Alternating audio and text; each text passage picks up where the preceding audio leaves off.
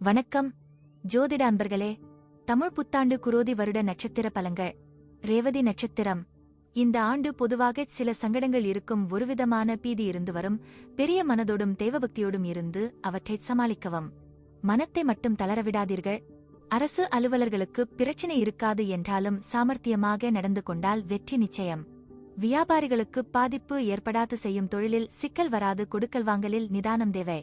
கணவன் மனைவி உறவு களிப்புடன் விளங்கும் பந்துக்களால் ஏதேனும் பிரச்சினை உண்டாகலாம், கவனமாக இருங்கள்.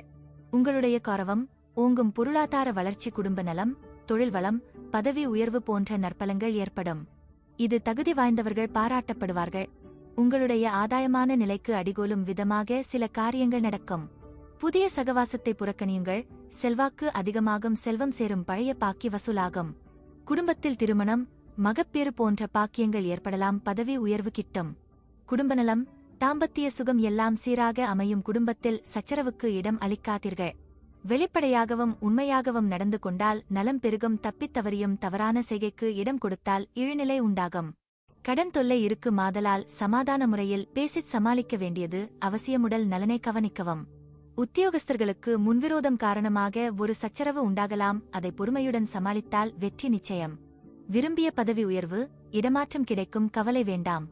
முதலாளி தொழிலாளி உறவு அன்புடன் விளங்கும். அன்றாட பணிகளில் சிரத்தையுடன் செயலாற்றுங்கள். சக போட்டியாளர்களின் மறைமுக எதிர்ப்புகளை முறியடிப்பீர்கள். பங்குதாரர்களுடன் இணக்கமான சூழ்நிலை ஏற்படும், ஆனாலும் வியாபாரத்தை விரிவுபடுத்தவோ அல்லது புதிய முதலீடு செய்வதையோ கண்டிப்பாக தவிர்க்கவும். மாணவர்கள் அளந்து பேசினால் நன்மை பெருகும். நற்காரியங்களை உத்தேசித்து நல்ல மனதோடு அணுகும் விஷயங்களில் வெற்றி உண்டாகும். புதிய சிநேகிதம், புதியவர்களுடன் எந்தவிதத்திலும் தொடர்பு கொள்வது போன்றவற்றை அறவே நீக்க வேண்டும், மீறினால் ஏமாற்றப்படுவீர்கள். நன்றி, வணக்கம், வாழ்க வளமுடன்.